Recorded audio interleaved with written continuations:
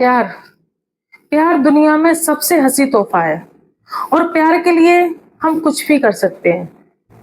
और प्यार जब हम जिससे प्यार करते हैं ना, उससे बड़ा हमें कोई दिखाई ही नहीं देता। और ऐसे ही प्यार में अंधी थी एक लड़की, जिससे वो बेइंतहा प्यार करती थी। उस लड़के के अलावा उसे कुछ दिखाई नहीं देता था, और वो लड़का इतना बड़ा सनकी आशिक निकलेगा ये उस लड़की को भी नहीं पता था। ऐसी एक कहानी मैं आज आप सबके सामने लेकर कर आई हूँ, जो आपके दिमाग को हिलाकर रख देगी। आदाब, नमस्कार, सत श्री अकाल। मैं आरजू खान आप सबके सामने। ये कहानी है मेरठ की। मेरठ में एक लड़का और एक लड़की रहते थे। एक दूसरे से के आसपास ही घर थे, तो आते जाते में एक दूसरे का देखना हो जाता था। देखते देखते ना जाने वो कब प्यार में बदल गया, और वो एक दूसरे से मिलने लगे। जब वो एक दूसरे से मिलने जुलने लगे, तो उनकी प्यार की सीमा बढ़ती जा रही थी। और वो प्यार की सीमा इतनी बढ़ गई कि किसी के समझ में ही नहीं आ रहा था कि ये सब है क्या। वो लड़की उस बात के लिए अपनी माँ से बोलती है कि मेरी शादी इसके साथ आप कर दो। माँ बोलती है नहीं, तुम्हारी शादी इससे नहीं हो सकती, तुम्हारी कहीं और ही शादी करनी होगी। लड़की आकर उसको बताती है कि नहीं, माँ मना कर रही है और हमारी शादी नहीं हो सकती। लड़का तो प्यार में पागल था, और लड़की बेइंतहा की खूबसूरत, कि उसकी खूबसूरती के आगे तमाम लफ्ज फीके। वो लड़का सोचने लगता है, कहता ठीक है, मुझे कुछ सोचने का टाइम दो। अब लड़का उसको छोड़ नहीं सकता था। सिर्फ उसका ये था कि उसको उसको पाना था, क्योंकि वो अभी तक उसको पूरी तरह से पा नहीं पाया था। वो लड़की से कहता है तुम मेरे साथ भाग चलो। लड़की कहती नहीं, मेरे माँ बाप की इज्जत है और मैं कैसे जा सकती हूँ। लड़का कहता अरे कुछ नहीं, प्यार में सब जायज है। और वाकई में ऐसा होता भी है कि प्यार में सब जायज हो जाता है। हम जो देखते हैं सिर्फ हमें उसके अलावा कुछ दिखाई नहीं देता है। वो दोनों घर छोड़ के भाग जाती है। उस लड़की को नहीं पता था कि ये लड़का है किस कैसा, क्योंकि वो तो बस उससे प्यार करती थी, आपस में मिलते जुलते थे, बस ये सब चीजें चल रही थी। वो लड़का उसे ले जाकर एक इतने गांव में रखता है जहां पर दूर दूर तक कुछ मकान होते हैं, मगर ज्यादा मकान नहीं होते। और वो मकान थोड़ा सा दूर था, जहां किसी से किसी को कोई मतलब नहीं हुआ करता था। वो दोनों वहां जाके रहने लगते हैं। जब रहने लगते हैं, रहने की शुरुआत हो जाती है। एक दो दिन बहुत प्यार से गुजरते हैं, बहुत अच्छे से गुजरते हैं। मगर वो प्यार कब तक के लिए प्यार था, ये मैं आपको बताती हूँ। जब वो अपने दिन का प्यार से गुजार रहे होते हैं, धीरे धीरे उनके बीच में लड़ाइयां और मनमुटाव बनने लगता है। वो मनमुटाव एक दिन इतने बड़े झगड़े का कारण बन जाता है कि लड़की कहती है कि मुझे नहीं पता था कि मैं जिससे प्यार करती थी, मैं जिसके लिए प्यार के खातिर आई थी, वो ही आज मुझे इतना कुछ सुना के चला जाता है। मेरी कोई सुनता नहीं है, मुझे बहुत कुछ हो जाता है। मैं अब यहाँ नहीं रहूंगी, मुझे अपने घर जाना है। लड़का भी सोच रहा होता है। अब लड़का माइंड ही माइंड ये सोचता है कि अगर ये घर चली गई तो मेरा क्या होगा, और मैं तो फंस जाऊंगा, परेशान हो जाऊंगा, और मैं इस लड़की को छोड़ भी नहीं सकता। तो वो लड़की फिर जबरदस्ती करती है, अपना बैग बैग उठाती है, निकलने को होती है, तो लड़का उसको पकड़कर एक चेयर पर बिठाकर बांध देता है। और उसको लड़की को बांधने के बाद में थप्पड़ पर मार के चला जाता है।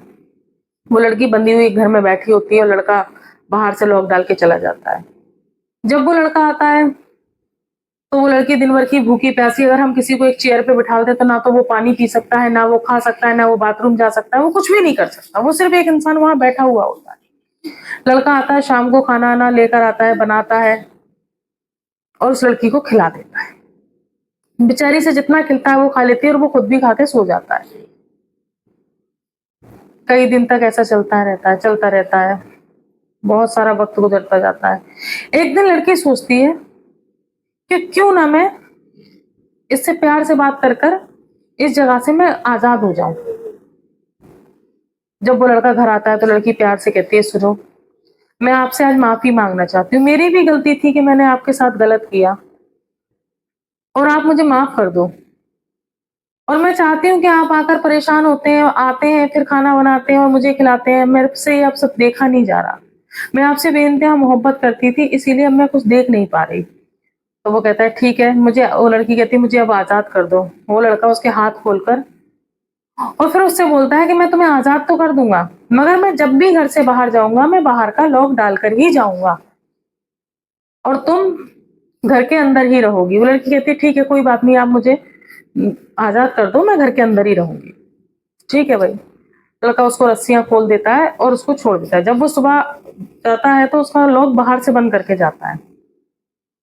लड़की मन ही मन रात में ही प्लान बना लेती है कि अब उसको सुबह कुछ करना है, मगर जैसा मैंने आपको बताया था कि उसके घर के आसपास थोड़ा दूर पे कुछ मकान थे, क्योंकि घनी आबादी वाली बस्ती नहीं थी वो लड़की गेट की तरफ जाती है, गेट बंद होता है, खिड़की की तरफ जाती है, खिड़कियां बंद होती हैं। तो वो गेट को पीट पीट पीट कर जोर जोर से चिल्लाने लगती है और बोलती है, बचाओ, कोई है जो मुझे आजाद करेगा, अरे बचाओ, कोई है मुझे आजाद करेगा। उसी जगह से कोई महिला किसी काम से निकल रही होती है, उसको आवाज आती है कि घर में से कोई गेट पीट रहा है और आवाज लगा रहा है, कोई है जो मुझे बचाएगा। वो महिला भागती हुई जाती है, उसे लगता है शायद कुछ यहाँ गलत हो रहा है और वो गांव के कुछ लोगों को ले आती है। जब गांव के लोग वहां पर आ जाते हैं और गेट के बाहर से लॉक तोड़ के उसको अंदर से निकालते हैं तो देखते हैं कि उसकी हालत बहुत खराब हुई होती है, क्योंकि कई दिन से बंधी हुई थी, कई दिन बंद होने के बाद आजाद हुई थी और वो परेशान थी क्योंकि उसने सब कुछ खत्म कर दिया था। वो वहां से निकलकर भाग जाती है। जब वो भाग जाती है तो भागते भागते आगे जब जंगल की ओर से निकल के कहीं से जा रही होती है तो कुछ नशेली लोग वहां पर नशा कर रहे होते हैं। आजकल आपको पता है कि हमारे देश में बेटियां सेफ नहीं है। अगर कुछ ऐसे लोग हैं जिन्होंने, जिनकी निगाह अगर बेटियों पे पड़ जाए तो बेटियों को चीर फाड़ देते हैं। ऐसे ही होने वाला था उस बच्ची के साथ में भी। जब वो लड़की आगे बढ़ने लगी तो वो लोग भी उसके पीछे पीछे लग गए और मौका लगते ही उस लड़की को पकड़ लिया और पकड़कर किसी सुनसान जगह ले जाकर उसके साथ रेप किया। और वो भी रेप ऐसा जो सामूहिक बलात्कार था, जिसको ग्रुप में किया गया वारी वारी से। आप सोचो उस बच्ची पे क्या बीती होगी जिसके साथ बारी बारी से रेप किया जा रहा था। वो लड़की अपनी इज्जत को समेटती हुई, रोती हुई वहीं चीख रही थी। जैसे जैसे दिन उभरना स्टार्ट होता है, सुबह के 5 बजने वाले होते हैं, सारे लोग वहां से भाग जाते हैं।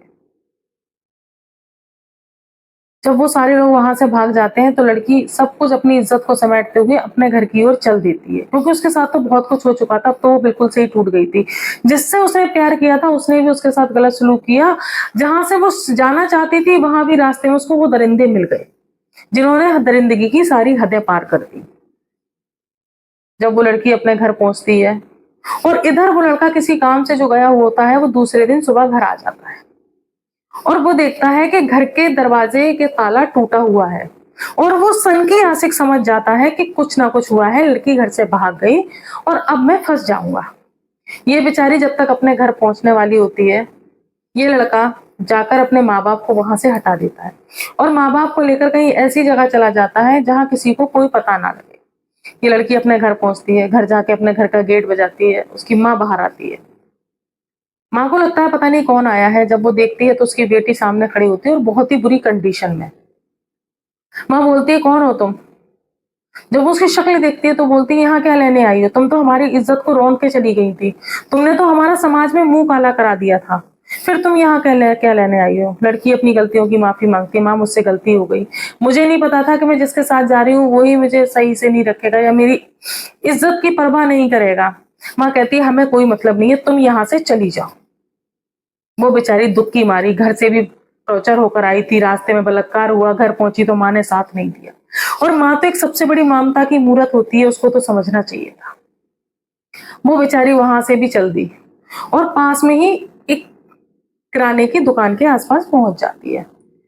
वहां से वो एक ब्लेड लेती है क्योंकि आमतौर पे ब्लेड वगैरह तो हम लोग घर में यूज़ करते ही हैं, किसी ना किसी चीज़ के लिए। हमारे घर में जो मेल होते हैं वो अपनी शेविंग वगैरह के लिए यूज़ करते हैं, तो नॉर्मली आसानी से चीज़ें मिल जाती हैं।